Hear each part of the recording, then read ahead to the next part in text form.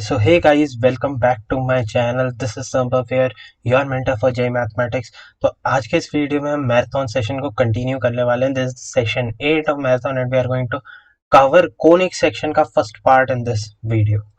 आज का वीडियो बहुत ही इंपॉर्टेंट और इंटरेस्टिंग होने वाला है. सबसे इम्पोर्टेंटली बात यह है कि ये एक रिवीजन सेशन है, तो I won't be getting into much details. I will be discussing very important and crucial points pertaining to this chapter, parabola. We'll be discussing basic conics and then we'll be discussing parabola, and then we are going to solve some problems that were based on this chapter parabola. Okay, so ये questions क्या हैं कि parabola का बहुत अच्छा weightage रहता है. In fact conic का around two questions, 1 to 2 questions you can ask, they can ask in a paper. ठीक है, अभी वो डिपेंड करता है कि कौन से सेक्शन से पूछता है. जनरली वो एक क्वेश्चन अगर पैराबोला का दे रहा है तो अगला क्वेश्चन पैराबोला का नहीं होता है, वो एलिप्स या हाइपरबोला का होता है. So in turn you can expect around 1 to 2 questions out of the 3 basic conic sections, that is parabola, ellipse and hyperbola. Okay, so this becomes an important chapter in perspective of the questions and the number of questions that are asked. This is the final section of the coordinate geometry and conic sections. इसके बाद जैसे ही हमारा ellipse and hyperbola complete हो जाएगा तो हमारा conic sections वाला portion and coordinate geometry complete हो जाएगा. इसी के साथ आपके 7 से 8 क्वेश्चन तो आराम से तैयार हो जाएंगे, which means that you are going to fetch around 35 to 40 marks. ठीक है, नाउ दैट डिपेंड्स, है ना. वो मैं 35 to 40 एक हायर साइड पे बोल रहा हूँ, बट वो कम भी हो सकता है, तो you have to be prepared for every kind of thing.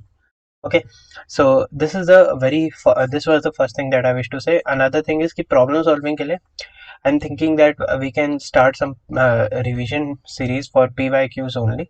We will be discussing some PYQs in around 20-30 minute sessions as well. So I am looking forward to that point as well, because बहुत सारे का मुझे DM आया Telegram पे, तो दे use to से कि questions तो कर पा रहे हैं बट आप सिर्फ ऐसा करेंगे कुछ स्पेसिफिक चैप्टर्स को उठाएं, ठीक है, और उन्हीं के लिए डिटेल्ड प्रैक्टिस करा दें ताकि 60 to 70 मार्क्स तक हम स्कोर कर सकें. तो मतलब हाँ, सही भी बात है, पर ऐसा है कि प्रिपरेशन अगर 80-85 की होती है तो 60 मार्क्स लेना बहुत ईजी हो जाता है. तो that is the only thing that I wish to say. And उसके लिए हम प्रैक्टिस सेशंस अलग से रख सकते हैं, nothing special in that. Okay, we can do that and that is a good thing to do, I guess. So okay, so that is all I had to say. Now we'll keep that aside and let's start with today's video. Okay, so we are going to study conic sections, so let's start. Okay, so first of all we have to discuss the definition of conic section. What is actually a conic section? So a conic section or a conic is actually a locus of a point. Now locus क्या है? Locus is nothing but a relation. ठीक है, I already discussed in coordinate geometry. Locus is just a relation. Like कोई भी हमारे पास चीज है, ठीक है, for example a straight line is a locus of all the points that are lying on it. ठीक है, a circle is a locus of points that are equidistant from a fixed point. ठीक है, and there are some other perspectives, like हमारे पास कोई भी curve है, it can be called a locus. ठीक है, so you don't need to worry about this word, है ना, ये फोकस लोकस ये सब डरने वाली बातें हैं. ठीक है, what you need to understand is that this is just a relation, nothing else. ठीक है, और बच्चों को डर लगता है भैया लोकस लोकस समझा दीजिए, लोकस क्या होता है. ठीक है, लोकस कुछ नहीं है, बस आपके पास कोई पॉइंट है, ठीक है, आपके पास एक सेट ऑफ रिलेशन है. ठीक है, रिलेशन माने कि ये अगर मेरे पास लेट से कोई पॉइंट है ए 0 0, यानी कि लेट से मेरे पास ओरिजिन है, ठीक है, तो इसका एक यहाँ पर एक पॉइंट बी है जो है एच कॉमा के, ठीक है, और हमारे पास कोई पॉइंट है सी जो कि है एक्स कॉमा वाई. तो इसने लेट से एक रिलेशन जनरेट कर दिया कि जो डिस्टेंस ए सी है वो हमेशा हाफ होगी डिस्टेंस बी सी के. This becomes a locus. ठीक है, दिस इज एक्चुअली लोकस क्या है, रिलेशन है. हमारे पास एक रिलेशन आ गया कि ए सी हमेशा हाफ होगा बी सी के. तो आपको क्या निकालना है कि एक्स और वाई के वैल्यूज क्या है और एक्स और वाई में क्या कोई रिलेशन है. जब आपको ये चीज बताई जाती है then you are clear with locus. ठीक है, तो फॉर एग्जांपल अगर हम इसी के लिए बात कर लें तो ए सी अगर हमारा हाफ बी सी है, आपको ये एच कॉमा के मोनोन है, लेट से आप इसे अल्फा बीटा कहते हो, ठीक है, सो दैट आप लोगों को कंफ्यूजन ना हो, ठीक है। तो मैंने ओरिजिन से इसका डिस्टेंस हमेशा हाफ होगा जितना इस डिस्टेंस का वैल्यू है। तो ओरिजिन से ए सी का डिस्टेंस कितना आ जाएगा, square root of x square plus y square, simple as that. और half of what is the relation between, what is the length of BC, it is x minus alpha square plus y minus beta square, ठीक है। तो what you can do is you can square both sides and you can solve, when you solve you get a relation between x and y, and this relation between x and y is nothing but the locus. So this is actually the standard meaning of locus, because this was just to illustrate locus, because बहुत लोगों को locus का meaning नहीं पता होता। So that's it from locus. Let's move ahead, ठीक है। So a conic section is a locus of a point. तो conic section भी क्या है, points का एक collection है, एक relation है that moves in a plane such that its distance from a fixed point, ठीक है। So conic section में आपको क्या ध्यान रखना है, ये वाला पार्ट, कि डिस्टेंस फ्रॉम फिक्स्ड पॉइंट, ठीक है, is in constant ratio with the perpendicular distance. तो मतलब upon perpendicular distance, so distance upon from a fixed point upon perpendicular distance is always constant, ठीक है। this is a special definition for a conic section, this you must understand, ठीक है। कभी आपसे कोई पूछ ले कि क्योंकि आप लोग क्या करते हैं, आप लोग सीधा पैराबोला पढ़ने लग जाते हैं, बट यू डोंट नो कि कोनिक का मीनिंग क्या है, आप पैराबोला क्या ही पढ़ोगे, ठीक है। द थिंग इज कि आप लोग पढ़ लोगे पर उसका एक्चुअल में जो मीनिंग था, उसकी जो विजुअलाइजेशन थी, वो आपको नहीं आएगी। Conic sections will allow you to do that, ठीक है। This definition will help you in building that basic element that is required for a general understanding over these concepts, okay। So that is why I just illustrated this, nothing else. So this distance is in constant ratio to its perpendicular distance from a fixed line. So this is perpendicular distance from fixed line, ठीक है। सो अगर हमारे पास late से conic section है, ठीक है, तो मैं इस पे कोई भी पॉइंट ले लूं, let say I take any point, I won't take h comma k, I will take x comma y just for the sake of completion, okay। so x comma y अगर मैं लूं, so इसका distance from a point let's say alpha beta is a fixed point, ठीक है, ठीक है, and there is a line in front of me, let's say ax plus by plus c is equal to 0, ठीक है। so what is the distance from this fixed point? So the distance from its fixed point is x minus alpha square plus y minus beta square का square root, ठीक है। What is its perpendicular distance?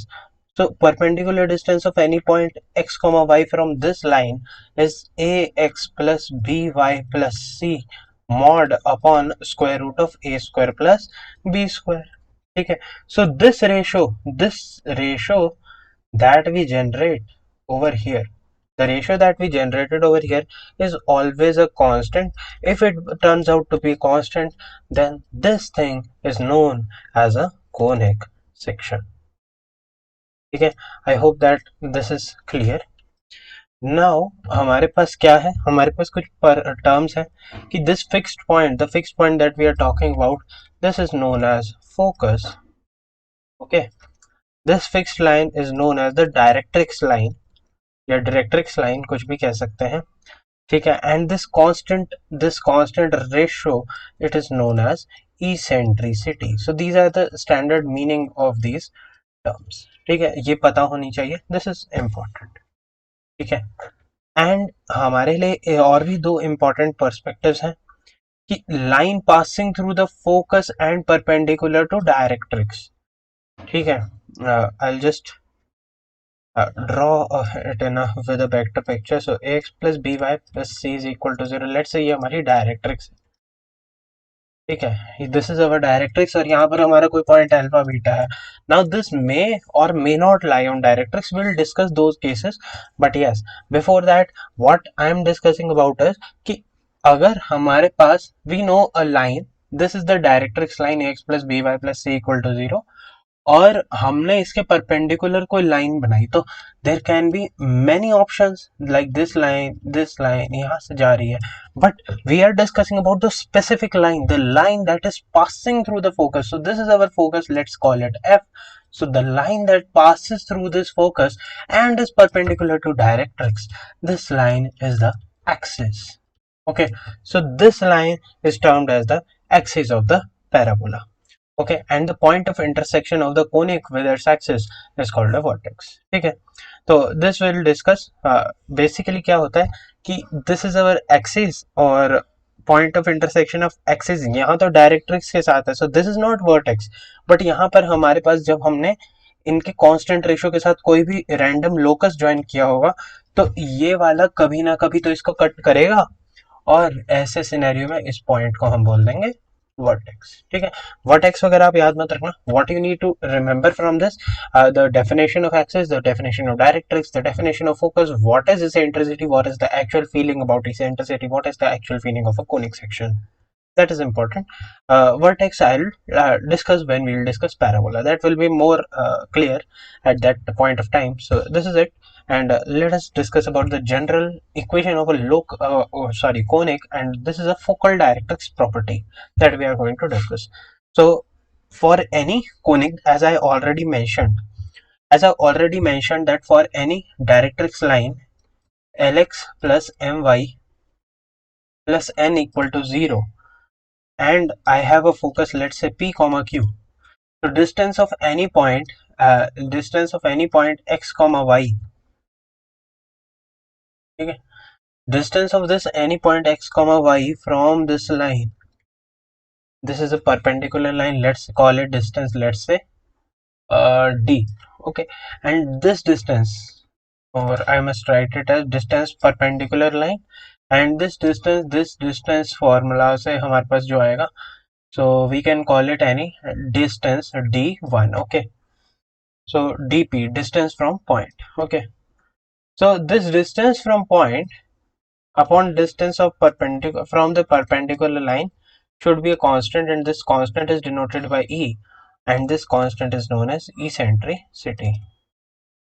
ठीक है, तो अब हमने क्या करना है, बस ये dp और इसको स्क्वायर कर देंगे तो हमारे पास ये वाला टर्म बनेगा.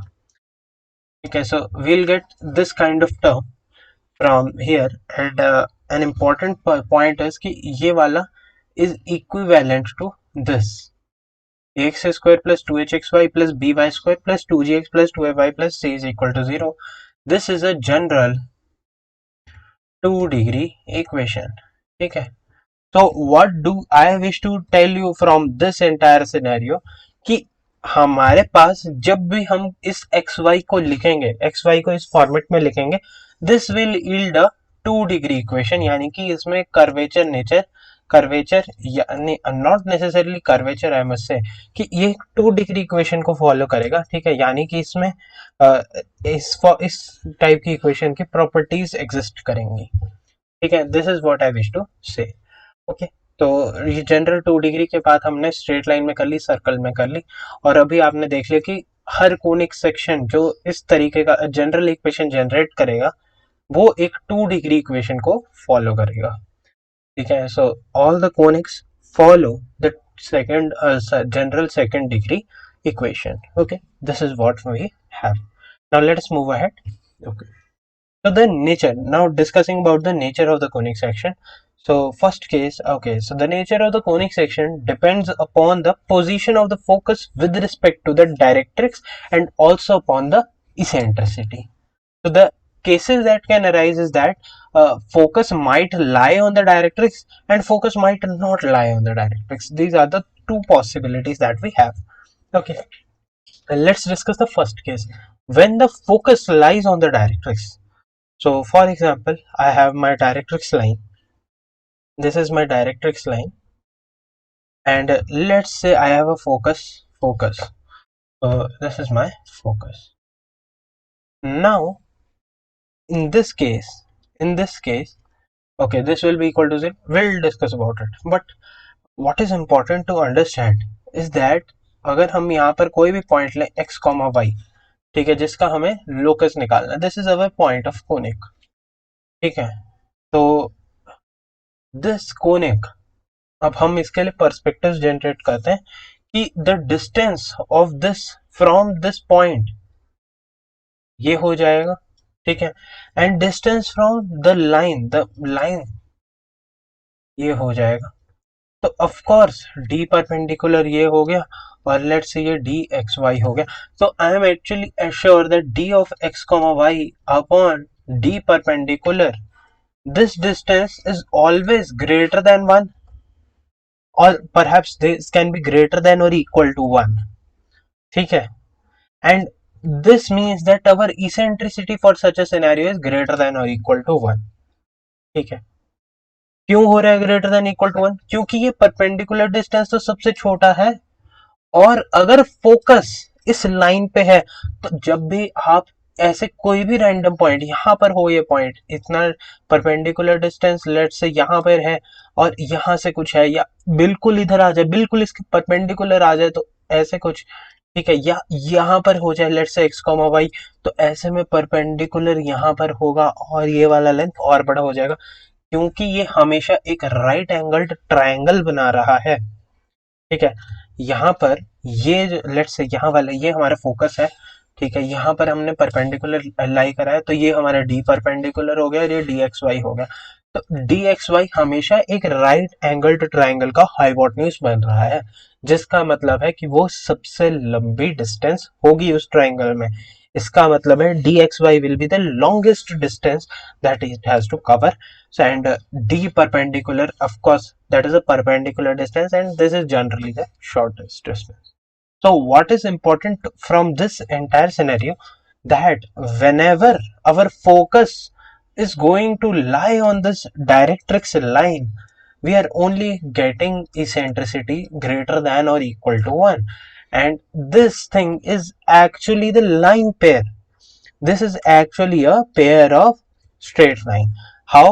कि एक लाइन ये हो गई, एक लाइन ये हो गई, so this represents a pair of straight line, ठीक है, and this pair of straight line will be coincident when e will be equal to 1, or I can say that when my xy will project directly to focus, and this will also be perpendicular in this scenario where e will be equal to 1 and this will be coincident. This scenario our lines are going to be coincident, okay.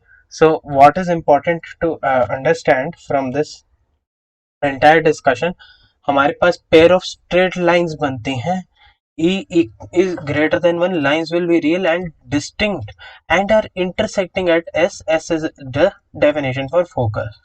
तो हमारे पास जो line है वो एक तो हो गई हमारी directrix line, sorry not the directrix line, yes actually हमारे पास एक लाइन ये हो जाएगी और एक line the line that is joining with the focus, ठीक है। सो हमारे पास ऐसे दो लाइंस आएंगी, ठीक है, एक हो जाएगा कि यहाँ पर कोइंसिडेंट की कंडीशन है और एक इमेजिनरी कंडीशन है, तो यू कैन अंडरस्टैंड इट, ठीक है। सो इन दिस सिनेरियो ये हमारे पास एग्जिस्ट करेगा। ई लेस देन 1 में लाइंस इमेजिनरी है, क्यों? क्योंकि d x y can't be greater than, at least in real world d x y can't be greater than d perpendicular, ठीक है, और ये आपको पता ही है कि क्यों है, and in this scenario there will be no real locus, okay. I hope that this is clear. So there will be no real locus in such a scenario, okay, cool. So this is the first part, when the focus lies on the directrix. Let us discuss about the second part of it, okay. But before that it is important that in this case I just missed one thing, that in this case this value abc plus 2fgh plus minus af square minus bg square minus ch square, this value becomes equal to 0, or I can say that determinant of abc fgh and fg h, this determinant becomes equal to 0, and this determinant equals 0 implies that it represents a pair of straight line, ठीक है, and this was discussed in the chapter straight line. So do check its revision checklist as well, Okay, I mean to say that you can check the revision checklist or you can check the marathon session. Both of them have a decent amount of theory in it. Okay, so this is what we discussed. Now let us move ahead and we'll discuss the second case when our focus does not lie on the directrix. So in this scenario, our directrix and focus are apart. So this is our focus and this is our directrix. So this will be our scenario. And what is being asked? So यहाँ पर let's say हमारे पास कोई point है x, y. So यहाँ पर अगर ये वाला जो डिस्टेंस है, let's say focus is alpha comma beta, so ये वाला जो डिस्टेंस है और हमें यहाँ से डायरेक्ट्रिक्स लाइन से डिस्टेंस, इन दोनों डिस्टेंसेस को we have to compare. Okay, so these are the two distance that we are supposed to compare. And आप लोगों को बता देते हैं कि इस सिनेरियो में हमारे पास ये कंडीशंस होती हैं. ठीक है, इनका logic we will discuss somewhere later. ठीक है, when we'll discuss detailed theory, it is not required the logic, but you can understand that for a parabola is equal to 1, ellipse is less than 1 and hyperbola is greater than 1. Eccentricity is always positive, and a very important thing that A, B, C, F, G, H, F, G, H, F, G, H. This determinant, or I can say A, B, C minus 2 F, G, H plus 2 F, G, H minus A, F square minus B, G square minus ch square. This determinant simplifies to this. This value will be non-zero because when it becomes equal to 0, our focus will lie on the directrix line. Okay, so this is it, and this is for a general 2-degree equation, and h in this scenario h square will be equal to ab for a parabola. S square will be less than, देखो eccentricity वाला ही scenario generate हो रहा है. ठीक है, so you can remember it easily. Great. So this is about focus not lying on directrix. I am not going to discuss these in much detail because we are going to discuss in detail about each of these conic sections, the parabola, ellipse and hyperbola. We are going to discuss them. So why to waste our energy in discussing them again and again? Okay, we can discuss them in one shot only. Okay, so let's move to parabola. Okay, so what is our parabola? Let us discuss the general definition for a parabola. So I have a general definition for a parabola. So what is a parabola? So parabola is actually a locus of a point which moves in a plane such that its distance from fixed point, this is important. Okay, important point is that you must remember that distance from fixed point, and that fixed point is focus, and it equals to the perpendicular distance from fixed line, that is directrix.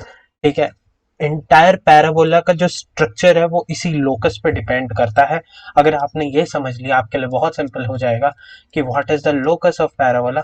So this d perpendicular should be equal to d x y, और distance of the point x y from a fixed point alpha beta, that is distance from focus, this equals to the distance of directrix, distance from the directrix line. अब ये मुझे कैसे पता लगा? ये मैंने कहा कि पैराबोला हमारे पास एक कोनिक सेक्शन है, ये हमने पहले ही डिस्कस कर रखा है. तो जब हमें पता है कि हमारा जो पैराबोला है ये एक कोनिक सेक्शन है और इसमें ये सिनेरियो जनरेट होता है, ठीक है, तो आई कैन डायरेक्टली राइट कि कोनिक सेक्शन है तो ये वाला डी डायरेक्ट्रिक्स और डी फोकस में कोई रिलेशन होना चाहिए, और इन्होंने कह ही दिया कि इसका लोकस ही इक्वल है, तो मतलब इनका रिलेशन ऑटोमेटिकली जस्टिफाई हो जाता है. ठीक है, so the standard equation of such a parabola is y square is equal to 4ax. तो बहुत सारे लोग होते हैं जो इसका लोकस समझाते नहीं, मैं इसका लोकस समझा देता हूँ. ठीक है, let me take any point x, y on this parabola. ठीक है, and we are going to deduce this equation y square is equal to 4x using the locus criteria. Okay, let's say I have a fixed directrix line. I'll take any a directrix line x plus a is equal to 0. Okay, because I actually know the directrix line of such a parabola is this, and also I know that my focus, let's say my focus is a comma 0.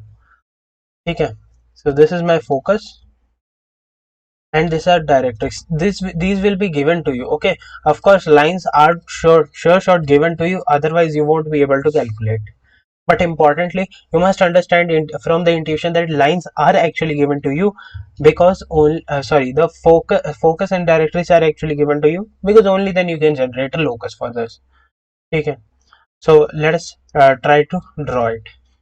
So any point x comma y you can take over here. Of course, this will be x equal to minus a, or this line directrix line. And what about the focus? So focus will be somewhere around here.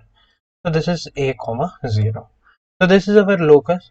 So this distance, so this is our dxy, and this distance, what is this distance? This is a, and this is, देखो यहाँ पर ये perpendicular है, तो this becomes a very symmetric figure in itself. So this becomes equal to x plus a. So our x plus a becomes equal to x minus a square plus y minus 0 square का square root. And when you square these two terms, what you are going to get is x plus a square minus x minus a square is equal to y square, or I can say that y square is equal to 4ax. Okay, so from here अगर हमारे पास ये x, ये हमारे पास focus है, ये हमारे पास directrix है, तो हम एक्चुअली निकाल सकते हैं कि इसका स्टैंडर्ड इक्वेशन ये होगा. And the vice versa is also true, that for y square is equal to 4ax, you can tell that this focus is a comma 0, its directrix line is x plus a is equal to 0. These are the two things that are given to you. So now let me just draw this structure over here. So let's say this is our focus a comma 0, and if I just yes, so this is our y square is equal to 4x. बहुत समय बाद एक बारी में बना है. ठीक है, और यहाँ पर हमारे पास हो जाएगी इसकी डायरेक्ट्रिक्स लाइन. ठीक है, so x plus a is equal to 0. ठीक है, so this is the parabola. Now let us discuss very important things out of it. Okay, first of all, what is its axis? As I already mentioned, axis is a line that is passing through focus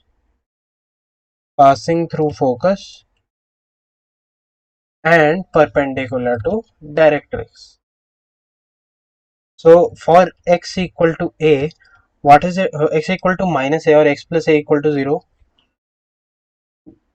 okay, x equal to minus a था ना. हाँ ठीक है, x equal to minus a, what is its this perpendicular line? Its perpendicular line will be y equal to some constant c. क्यों? क्योंकि इसको x plus 0y equal to minus a लिख सकते हैं. ठीक है, एंड व्हेन आई जस्ट, क्योंकि इसकी परपेंडिकुलर लाइन लिखना तो मैंने आपको सिखाया कि you interchange the coefficients and you interchange the sign. So this will be 0x minus y equal to some lambda, or y is equal to minus lambda. I'll replace this minus lambda by some c. So y equal to c, मतलब, and from geometry as well you can understand कि यहाँ वाली कहीं ये वाली जो collection है lines का इससे होगा. Now this y equal to c, for this is a set of lines, family of lines that are actually perpendicular to directrix.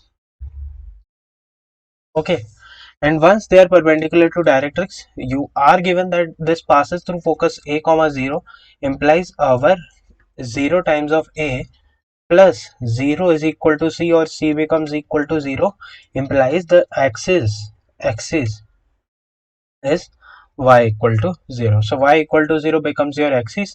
So your axis is y equal to 0, focus is a comma 0, and directrix is x plus a equal to 0. Now what is vertex? So we already discussed about vertex as well, that what is the definition of vertex? So point of intersection of conic with its axis is vertex. So where does our conic intersect with our axis? So this is at 0 comma 0. So for this conic y square is equal to 4x, the vertex becomes 0 comma 0. Okay, I hope that all this is clear. I'll just erase the things so that you can read this material when you are referring to it. Okay, and this doesn't create fuss for you. Okay, इतना ध्यान रखता हूँ मैं आप लोगों का. ठीक है, और आप लोग लाइक नहीं करते हैं ऐसे, मतलब वीडियो रद्दी समझ के रखा हुआ है, कोई बात नहीं, चलो ठीक है, आगे बढ़ते हैं. What is our focal distance? So focal distance is nothing the distance of point on parabola from the focus. ठीक है, तो I'll just illustrate using this. ठीक है, a कॉमा जीरो से हम यहाँ कोई पॉइंट x कॉमा y ले लेते हैं. तो this distance is the focal distance. Focal distance, and we are discussing most of the things with respect to the parabola y square is equal to 4ax. Okay, because that is a standard parabola and we have been using that for ages now. Okay, what is a focal chord? Any chord that passes through the focus, like ये वाला chord हो गया, this passes through a comma 0 and this cuts the parabola. Okay, so this is a chord of parabola and focal chord is the chord passing through the focus. Okay, what is a double ordinate? So अभी तक हमने क्या discuss किया था? अभी तक हमने discuss किया था कि यहाँ पर हमारे पास बहुत सारी कॉर्ड्स हैं. अब एक स्पेशल सेट ऑफ कॉर्ड्स आया जो हमेशा अपनी एक्सिस के परपेंडिकुलर हो गए. so they were always perpendicular to the axis. So a chord of the parabola that is perpendicular to the axis of symmetry is called as a double ordinate. Okay, so this is our double ordinate. Okay, and इसमें भी हमारे पास ये सारी conditions में भी इन्होंने एक और कंडीशन डाल दी कि एनी कॉर्ड और to be more exact not chord, so any double ordinate. तो मतलब सेट ऑफ परपेंडिकुलर कॉर्ड्स में से एक स्पेशल कॉर्ड ली that passes through focus.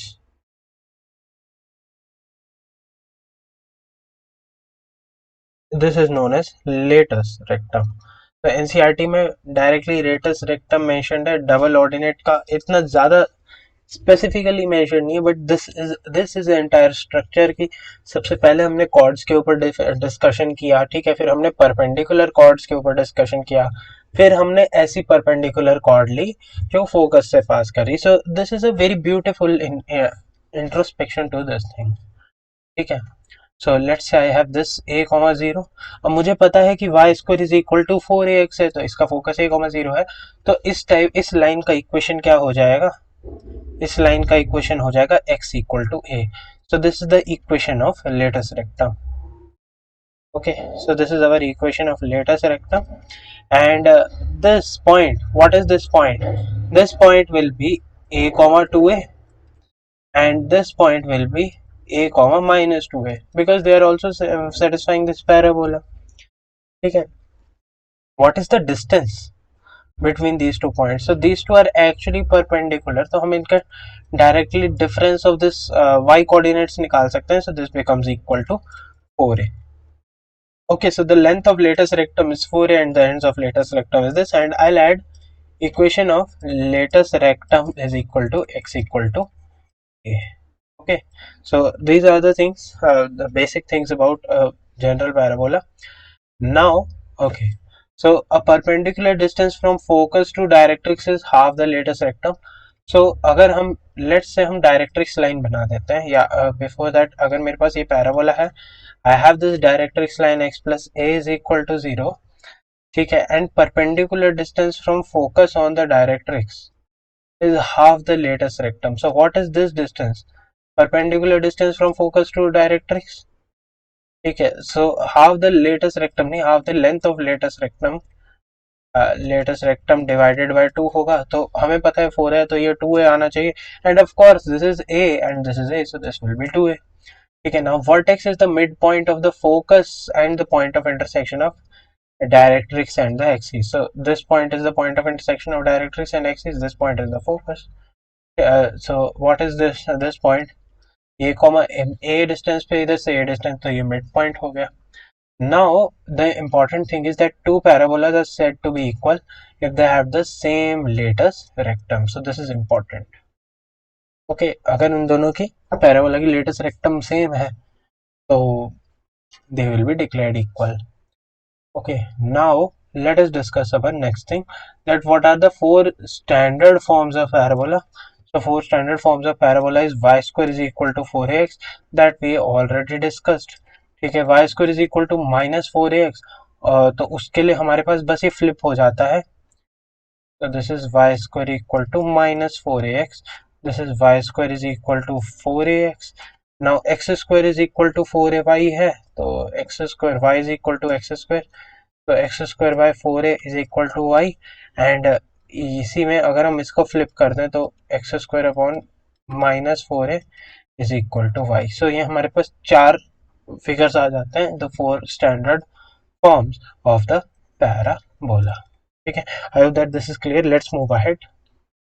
Okay, so our next topic is that position of point with respect to a parabola. So let us discuss position of point with respect to parabola. ठीक है, तो y square is equal to 4ax है, और हम इसे लिख सकते हैं y square minus 4ax. This is equal to 0. So let me just start with it. ठीक है, एनी पॉइंट ऑन पैराबोला, अगर मैं इसको x1 y1 लिख दूं, तो एनी पॉइंट x1 y1, ठीक है, for it to lie on parabola, if it lies on parabola it will satisfy this equation that y1 square minus 4ax1 this is equal to 0. ठीक है, let me take a point inside it. So I know that a comma 0 will be inside this parabola. parabola एक curvature है, ठीक है, और curvature है तो इसका एक इनर सरफेस होगा, तो इसको आप ऐसे कह सकते हो कि कनकेव साइड है जो, ठीक है, मिरर से समझो तो ये कनकेव मिरर की तरह है. इनफैक्ट एक कनकेव मिरर भी पैराबोलिक होता है, you might know that. And ठीक है, तो ये a कॉमा 0 है.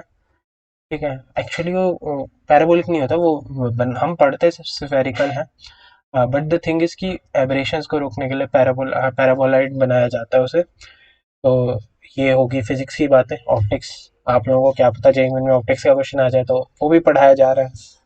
ठीक है, तो ठीक है, तो जो भी है ना, तो अगर हमारे पास ये a कॉमा 0 के लिए हम इसको a कॉमा 0 को सब्सटीट्यूट करें तो 0 माइनस 4a स्क्वायर बनेगा जो कि नेगेटिव है. मतलब अगर यहाँ पर x2 कॉमा y2 है जो इनसाइड है, तो any point inside the parabola will when we substitute it into this, always आप लोगों को पता ही है कि इसको हम s से रिप्रेजेंट कर सकते हैं, y square minus 4x. This function is in represented in form of s. Power of point कुछ याद आ रहा होगा. ठीक है, this will be less than 0 for inside, and for any point outside y3 x3 y3. so for that would be y3 cube y3 square is equal to 4ax3. okay, sorry, this will be greater than 4ax3, or this expression s will be negative, sorry positive. so yes, of course हमारे पास यही condition आ गई कि inside के लिए s will be positive, sorry negative, outside के लिए s will be positive, and on के लिए s will be equal to 0. ठीक है, ये होगी हमारी पास position of point with respect to a parabola relative to a parabola. Let us move ahead. Okay, so for a line and a parabola, line y is equal to mx plus c, it will meet the parabola at 2 points, real, coincident or imaginary accordingly. m is the condition of tangency. ठीक है, तो इसने मतलब बहुत ही वेग term में बताया है.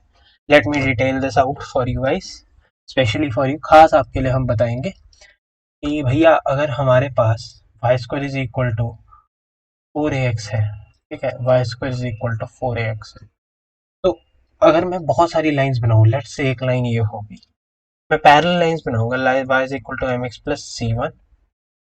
ठीक है, यहाँ पर एक लाइन होगी y is equal to mx plus c2, और एक लेट्स से एक पॉइंट पे टच करने वाली, ये वैसे मल्टीपल पॉइंट पे करके अज्यूम कर लो y is equal to mx plus c2, इसको रख लो, c3 इसको रख लो. ठीक है, तो हमें पता है कि जब मैं y square is equal to 4ax में y is equal to mx plus c1 डालूंगा, तो ये क्या बन जाएगा, mx प्लस c1 का स्क्वायर माइनस 4ax. तो ये एक क्वाड्रेटिक इक्वेशन बन गई. ठीक है, पर हमें तो पता है कि इसका कोई क्योंकि इसमें कोई सोल्यूशन नहीं आ रहा है, तो इसका हमारे पास आ जाएगा नो रियल रूट. तो जब भी हमारे पास नो रियल रूट आए तो इसका मतलब हम डायरेक्टली इंप्लाई कर सकते हैं कि line doesn't intersect. Okay, one thing. ठीक है, और एंड सिमिलरली जब आप इसी क्वाड्रेटिक में अगर यहाँ पर वन रूट आ जाए तो हम कह देंगे कि ये एक टेंजेंसी की कंडीशन बन जाएगी. क्योंकि हमें पता है कि जब भी कोई भी टेंजेंट है वो एक ही बार टच कर रहा होता है पैराबोला को या किसी भी कोनिक को, किसी भी फिगर को। ठीक है, और अगर इसके पास दो रूट आ जाए तो फिर तो मतलब बल्ले बल्ले है, this is a intersecting case. Okay, so this would be a case for intersection. Great. So this is about it. Now I'll judge the condition of tangency for you. So as I mentioned that y is equal to mx plus c is our equation of line. ठीक है, and y square is equal to 4ax.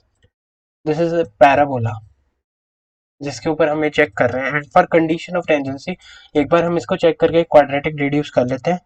So this will be mx plus c square minus 4ax. This must be equal to 0. This is the quadratic equation. Okay, so this is our quadratic equation, or I can say that m square x square plus c square plus 2mc minus 4a times x is equal to 0. ठीक है, ये हमारे पास दिया गया है। Now for condition of tangency हमारे पास one root आना चाहिए, और वन रूट आने के लिए what is the basic condition that our discriminant is equal to 0। So our discriminant has to be equal to 0, and hence b square has to be equal to 4ac. What is this b square? This is b, this is c, and this is a. So 4m square c square, this should be equal to b square. So this is 2mc minus 4a का square. Now इसको सीधा solve कर लेते हैं ना, इसमें क्या कर लेते हैं कि हम दोनों साइड स्क्वायर रूट ले लेते हैं, तो इससे हमारे पास बनेगा 2mc माइनस 4a का mod, this mod is equal to mod of 4mc। ठीक है, this will be our case. ठीक है, now accordingly this can be either positive or negative, and this can be either positive or negative. तो हम alternatively दोनों से positive negative को लिखना, किसी एक साइड लिख लो। ठीक है, this can be done out of it. ठीक है, so let me take it positive once. तो this is 2mc minus 4a minus 4mc, क्योंकि इस साइड ले गए तो this would be equal to 0, और I must say 2mc minus 2mc minus 4a is equal to 0। Correct है ना? सही है। तो इससे कितना आ गया? सही कर रहा हूँ ना अभी तक? 2mc माइनस 4a ही बना था ना? मैं मेरे को चेक करने दो बस एक मिनट। हाँ सही है। ठीक है, तो इससे क्या बनेगा? c बनेगा, ओह, माइनस 2a बाई एम। ठीक है, एक ये कंडीशन। और अगर हम इसका नेगेटिव ले लें तो 2mc minus 4a 4m square, अरे यार शिट, ये 2mc बनेगा ना, 2mc बनेगा। मैं वही सोचू कुछ गड़बड़ हो रही है। तो ये तो जीरो हो गया, तो इससे तो a का वैल्यू जीरो आ गया। इसका मतलब तो पैराबोला एग्जिस्ट ही नहीं कर रहा है, नॉन एग्जिस्टिंग पैराबोला। तो ऐसे सिनेरियो को अपन क्या करते हैं? हमेशा रिजेक्ट करते हैं। तो this is equal to minus 2mc, और I can say that 4mc is equal to 4a और c is equal to a by m। तो हमारी equation of tangent to parabola हो जाएगी y is equal to mx plus a by m। ठीक है, तो this is, you guys need to remember that condition of tangency में हमारे पास equation of tangent यहाँ से आ जाएगी, although we are going to discuss it in the further section, but for the time being the equation of tangent is y is equal to mx plus a by m. So for any parabola you can use this. Okay, I mean for any standard parabola y square is equal to 4ax हो तो आप इसको use कर सकते हैं। अगर x square is equal to 4ay हो तो you can replace y by x। ठीक है, this is a very interesting thing। ठीक है, बिकॉज मतलब पैराबोला सिमेट्रिक है तो उसकी इक्वेशन भी थोड़ी बहुत सिमेट्रिक होगी, जितना आप हलचल इसमें करेंगे उतना हलचल उसमें कर दो बस। ठीक है, दैट्स इट। नेक्स्ट, ओके, तो अब आगे है कि length of focal chord by making an angle x alpha with the x axis is 4a cosec square alpha. Okay, let us try to deduce it as well. हमें पता है कि हमारे पास स्टैंडर्ड पैराबोला है y square is equal to 4ax। ठीक है, अगर हम इसकी कोई फोकल कॉर्ड ड्रॉ करें जो अल्फा एंगल पे है तो ये वाला पॉइंट हो जाएगा a,0। ठीक है, अच्छा, लेंथ ऑफ फोकल कॉर्ड क्या हो जाएगी? ये हमारा a ले लो, इसको फोकस s ले लो और इसको पॉइंट b ले लो। तो हमें ए बी का लेंथ निकालना है। ऐसा कर लो, आप ए एस का लेंथ निकाल लो प्लस उसमें एस बी ऐड कर दो। तो एएस का लेंथ कितना हो जाएगा? तो हमें क्या पता है, हमें पता है कि अगर हमें ए के कोऑर्डिनेट लिखने हो तो मुझे पता है कि ये अगर मेरी लेंथ है लेट्स से एल, ठीक है, या इसको L1 ले लो L2 ले लो, तो L is equal to L1 plus L2, हमें L निकालना है। तो ये कितना हो जाएगा L1 कॉस अल्फा, ठीक है। तो ये हमारे पास आ जाएगा L1 कॉस अल्फा और ये वाला हो जाएगा L1 साइन अल्फा, ठीक है। सो ए का जो वैल्यू है this will B A plus L1 cos alpha comma L1 sine alpha, ठीक है। और यहाँ वाली इसका इक्वेशन क्या, इसका लेंथ क्या हो जाएगा? Similarly on the similar note this will B minus L2 sine alpha comma and what is this is A plus L2, sorry A minus L2 cos alpha. ये हमें इसके कोऑर्डिनेट मिल गए। फायदा क्या हुआ कोऑर्डिनेट का कि जब हमारे पास डायरेक्ट्रिक्स लाइन की इक्वेशन लिखनी है तो हमें तो पता है डायरेक्ट्रिक्स लाइन की इक्वेशन क्या है, x इक्वल टू माइनस ए है, ठीक है। तो मतलब ये वाली लेंथ और ये वाली लेंथ ये दोनों बराबर होंगी, ये L2 के बराबर होगा और सिमिलरली ये वाली लेंथ L1 है तो ये वाली लेंथ L1 होगी। क्यों? क्योंकि ये तो पैराबोला की प्रॉपर्टी है, ठीक है। अच्छा, ये वाली लेंथ निकालना तो बहुत आसान है, ये हमेशा a रहा, ठीक है, और ये कितना बन गया a minus L2 cos alpha, ठीक है, और ये कितना हो गया a plus L1 cos alpha, ठीक है। तो इससे हमें तो L1 प्लस L2 निकालना है, या more importantly L1 is equal to a plus 2a plus L1 cos alpha आ गया, यानी कि L1 का वैल्यू आ गया 2a upon 1 minus cos alpha. Similarly L2 का वैल्यू कितना आ गया 2a upon a plus a minus L2 cos alpha cos 1 plus cos alpha, ये आ जाएगा, ठीक है। जब आप इन दोनों को ऐड करेंगे, अब आप इन दोनों को ऐड करोगे तो यहाँ पर 1 माइनस कॉस अल्फा और यहाँ पर 1 अपॉन 1 प्लस कॉस अल्फा आएगा, तो इसका वैल्यू क्या हो जाएगा 2a into 2 upon 1 minus cos square alpha, तो इसका वैल्यू आ जाएगा 4a upon sine square alpha. तो इसका वैल्यू जब 4a upon sine square alpha आ गया तो इसका वैल्यू हो गया 4a कोसेक स्क्वायर अल्फा, ठीक है। तो इसका लेंथ क्या हो गया L1 प्लस L2, तो वो हो गया 4a cosec square alpha. I hope that this is clear, let us move ahead. अब next topic is parametric representation, कि हमें कैसे किसी भी टेंजेंट को, किसी भी पैराबोला को रिप्रेजेंट करना है इन इट्स पैरामीट्रिक फॉर्म, ठीक है। We are going to discuss that, let's start. शुरू करते हैं पैरामीट्रिक रिप्रेजेंटेशन। तो पैरामीट्रिक रिप्रेजेंटेशन माने कि हमें क्या करना है, हमारे पास इक्वेशन है पैराबोला की, अब हमें इस पे कोई जनरल पॉइंट लिखना आना चाहिए। अगर हमें जनरल पॉइंट लिखना आ गया तो हमारे लिए पैरामीटर डेवलप करना बहुत ही आसान काम हो जाता है। और उससे क्या होता है कि हम किसी भी पॉइंट को जनरेट करने के लिए, अगर हमें कोई जनरल पॉइंट लेना हो पैराबोला में, तो we can take that very easily, ठीक है। तो पैरामीट्रिक रिप्रेजेंटेशन का मेजर एम यही है कि हम एक जनरल पॉइंट बना सकें। तो अब जैसे इसमें देखें कि y square is equal to 4ax है, तो इसमें आप लोग अगर पैरामीट्रिक रिप्रेजेंटेशन देखेंगे तो y square is equal to 4ax दिया गया है। अच्छा, x क्या है, एक लीनियर टर्म है यानी कि 1 डिग्री है, और वाई स्क्वायर से ये 2 डिग्री इम्प्लीकेशंस आ रहे हैं। तो अब आप खुद देखिए कि 4a क्या है, एक्चुअल में कांस्टेंट क्वांटिटी है, ठीक है। So what you need to understand इसकी, एक तरह से ये 1 डिग्री टर्म है, ये 2 डिग्री टर्म है, तो इस वाली चीज में होमोजेनिटी अभी तक नहीं है। पर इसमें होमोजेनिटी लाने के लिए हम क्या कर सकते हैं कि इसमें कुछ के टी स्क्वायर जैसा कुछ ऐड कर देते हैं। मतलब के टी, अगर हम x को किसी के टी स्क्वायर से रिप्रेजेंट करें, ठीक है, तो y ऑटोमेटिकली क्या बन जाएगा, अब ये भी 2 डिग्री है तो इसको भी 2 डिग्री होना पड़ेगा। तो उसके लिए यहाँ पर हम अगर ध्यान से देखें तो यहाँ पर ये इस तरीके से कुछ बनेगा, तो y का वैल्यू क्या आ जाएगा 2t square root of a के एस, ऐसा कुछ बनेगा। अब मुझे क्या पता है कि y का वैल्यू बन रहा है 2t square root of a के। अब यहाँ पर ये स्क्वायर रूट ऑफ a के देखने में बहुत ही एब्सर्ड लग रहा है, मतलब this seems not that useful, तो हम क्या कर देते हैं, के को ए सब्स्टिट्यूट कर देते हैं। अब आप बोलोगे कि के को ए क्यूब भी तो सब्स्टिट्यूट कर सकते थे, के को ए की पावर 5 सब्स्टिट्यूट कर देते, तब भी तो ये रूट एब्सर्डनेस हट जाती। मैं कहूँगा बिल्कुल हट जाती।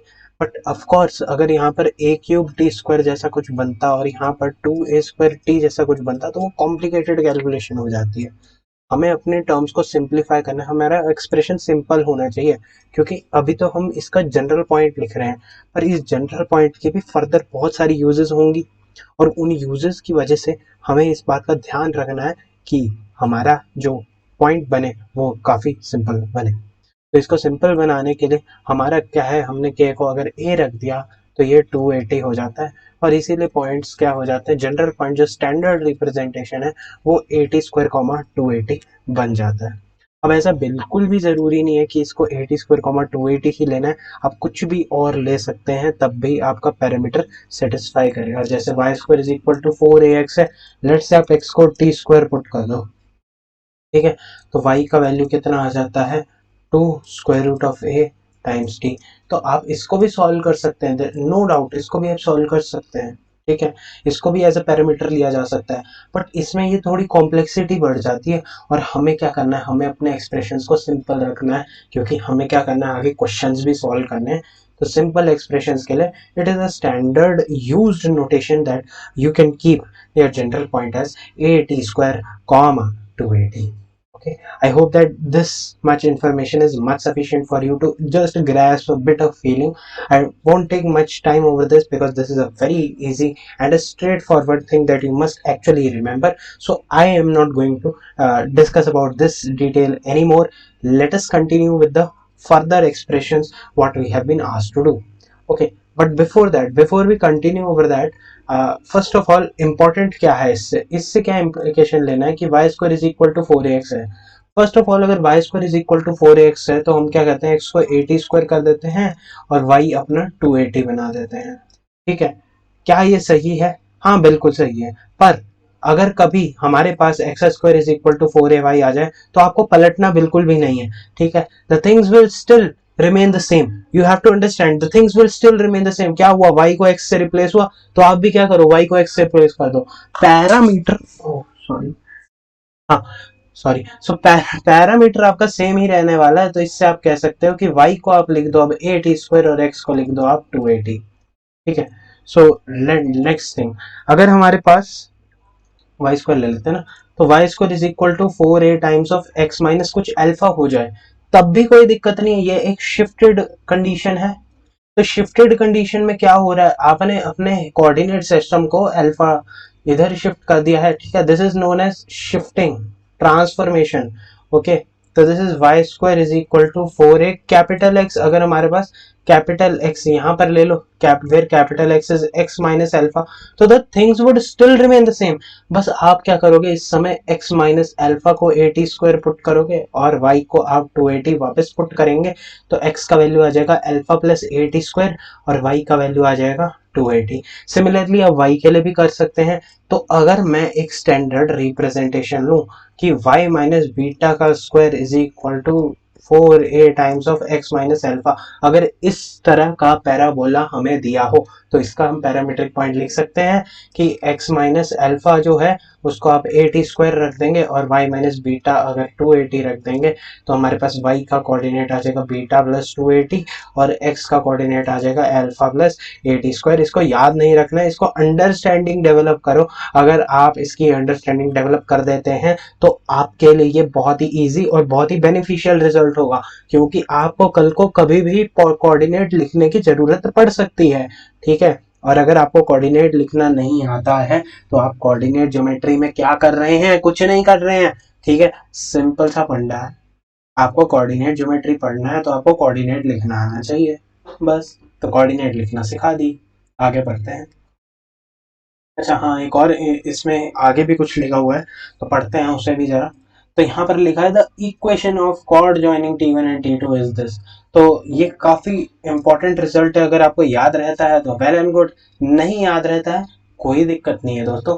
सबसे पहले हम इसकी रिप्रेजेंटेशन देखते हैं, तो इसकी रिप्रेजेंटेशन क्या है, हमारा पैराबोला है y² is equal to 4ax, ठीक है। और इस पे अगर मैं कोई कोऑर्डिनेट T1 ले रहा हूँ, सो T1 से मेरा मतलब है a t one square comma two a t one, and similarly T2 मेरा क्या है, a t two square comma two a t two. हमसे क्या पूछ रहा है, equation of chord joining these two, तो कॉर्ड जॉइनिंग दीज टू ये वाली हो जाएगी, लेट्स से ये T2 है। तो इसका इक्वेशन लिखने के लिए हमें इसका स्लोप निकालना पड़ेगा। सबसे पहले आसान तरीका ले लेते हैं, y minus two a t one is equal to m times of x minus a t one square. ठीक है दोस्तों, यहाँ तक सब सही है।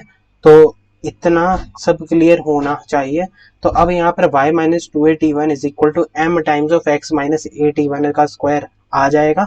और अब आपके पास ये चीज दी हुई है, आपके पास m पता है, क्यों? क्योंकि आपके पास 2 पॉइंट दिए गए हैं दोस्तों, 1 पॉइंट नहीं है, 2 पॉइंट दिए गए हैं। तो 2 पॉइंट दिए गए हैं तो m का वैल्यू आप निकाल सकते हैं, 2a times T2 minus T1 upon a times of T2 square minus T1 square. तो what is the value of m का वैल्यू बन जाता है 2 अपॉन T1 प्लस T2। ठीक है, तो ये हमारा बन जाता है तो स्लोप का वैल्यू। अब हमारे पास जो इक्वेशन आएगी तो उसका हम लिख लेते हैं, फाइनल इक्वेशन जो लिखनी है वो हम अब लिखेंगे। तो उसका कितना क्या आएगी equation, y minus two a t one is equal to two upon t one plus T2 times of x minus a t one का स्क्वायर। तो अगर हम इसे थोड़ा सा सिंप्लीफाई करेंगे तो यहाँ पर ये बनेगा ऐसे, minus two a t one square upon t one plus T2 plus two a t one. तो ये आ जाएगा T1 T2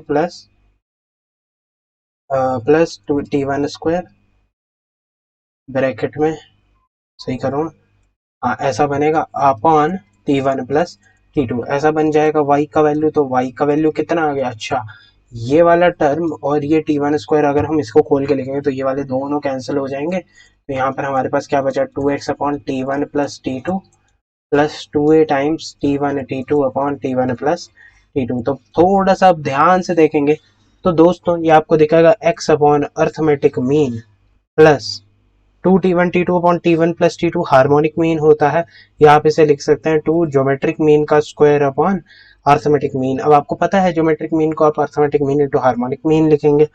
तो इस तरीके से भी आप इसको लिख सकते हैं, where am indicates T1 plus T2 by 2 and gm indicates root T1 T2। ठीक है, ये आप लोगों को पता ही है। ठीक है, सो आई डोंट थिंक, अच्छा 2 नहीं आएगा, यहाँ पर a आना चाहिए था। ठीक है, ये आपको पता है और यहाँ पर ये a हो जाएगा। ठीक है, तो this is the way that you can write an equation. इसको आप डायरेक्टली हार्मोनिक मीन भी लिख सकते थे ना। ठीक है, समझ रहे हैं ना सभी, तो बस इस तरीके से इसे करना था। ठीक है, बढ़िया, ओके, ग्रेट। तो यहाँ तक हो गया है, अब हम बढ़ते हैं आगे। ये काफी इंपॉर्टेंट, ये दिस इज, इसको मार्क कर लेना, सबसे इंपॉर्टेंट टॉपिक है coordinate geometry. JEE Main level पे आपसे टेंजेंट नॉर्मल यही सब पूछा जाता है, इसी का ऊपर सवाल है। चलो भाई शुरू करते हैं। ठीक है, सबसे पहले हमें टेंजेंट लिखना आना चाहिए। तो सबसे देसी इलाज, सबसे देसी तरीका समझते हैं दोस्तों। ठीक है, आपने क्या करना है, आप अगर इस वाले फंक्शन का अगर आप इसका डिफरेंशिएशन कर निकाल पाए तो वो कितना हो जाएगा, वो स्लोप हो जाएगा टेंजेंट का।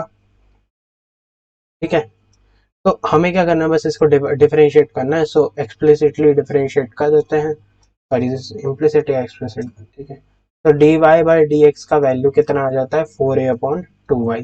अब हम किस पॉइंट पे चेक कर रहे हैं, हम चेक कर रहे हैं पॉइंट x1 कॉमा y1 पे।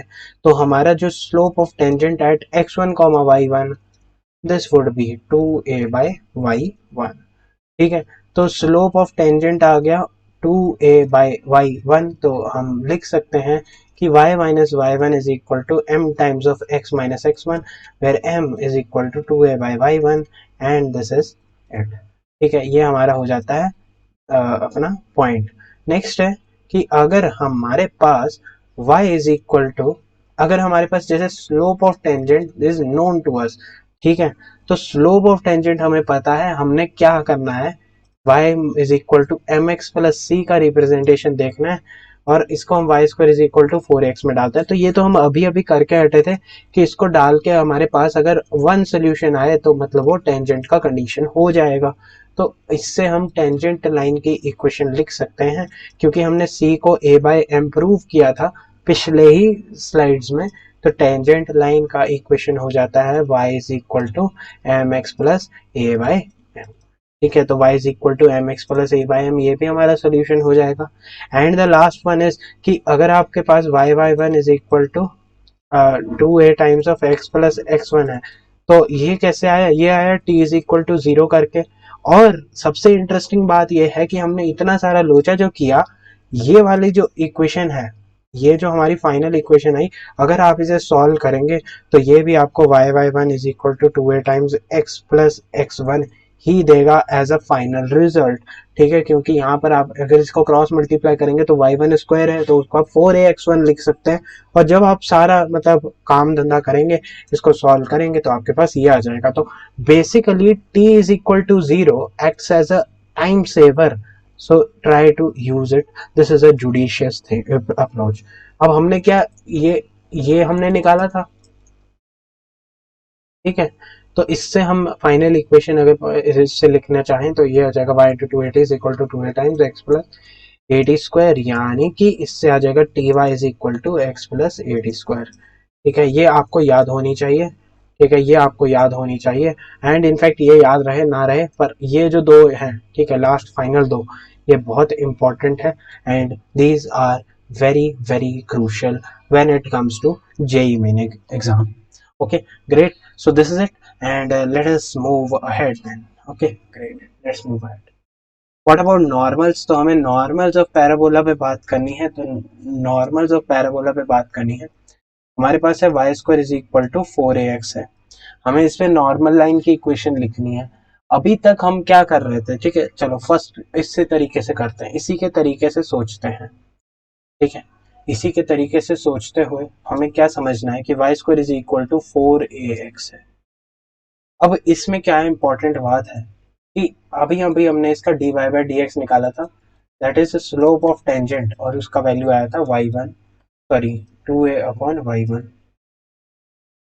ठीक है, तो what would be the slope of normal अगर हम इसका रेसिप्रोकल करेंगे विद एन नेगेटिव साइन? क्यों? इससे क्या होगा? mt into m n should be equal to -1। ये सेटिस्फाई हो रहा है, तो ये हमारे पास इसका स्लोप हो जाएगा। अब हमारे पास पॉइंट भी है कि ये जो पैराबोला का नॉर्मल है, ये x1 y1 से तो पास करना चाहिए। तो ऐसे में y माइनस y1 is equal to 2a times of x sorry is equal to minus y1 by 2a times of x minus x1 जो इक्वेशन आती है, this is the equation of normal.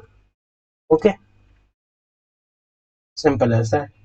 Another thing is कि अगर जैसे हमें एक और चीज पता थी, what were we aware about is that हमें पता था ये t y is equal to x plus a t square इस पैराबोला का एक टेंजेंट का इक्वेशन है। तो टी वाई माइनस एक्स का वैल्यू ए टी स्क्वायर के बराबर हो जाएगा। तो अगर हम कोफिशिएंट्स को इंटरचेंज करते और साथ साथ एक नेगेटिव साइन की जगह पॉजिटिव साइन लगा दें, तो ये बन जाएगा sorry plus is equal to c. ठीक है, क्यों? ये लैम्डा या सी लेना पड़ा क्योंकि ए टी स्क्वायर चेंज हो जाएगा ना, क्योंकि यहाँ पर साइन चेंज है, यहाँ पर साइन चेंज है। तो जब आप इसमें ए टी स्क्वायर कॉमा 280 डालेंगे, तो यहाँ पर ये हमने इससे परपेंडिकुलर लाइन की इक्वेशन लिखी, और अब इसमें हम इसको नॉर्मल बनाने के लिए इस पॉइंट से पास करवाएंगे। तो हमारे पास क्या आ जाएगा? यहाँ पर ए टी क्यूब आ जाएगा और प्लस 280 आ जाएगा लैम्डा का वैल्यू।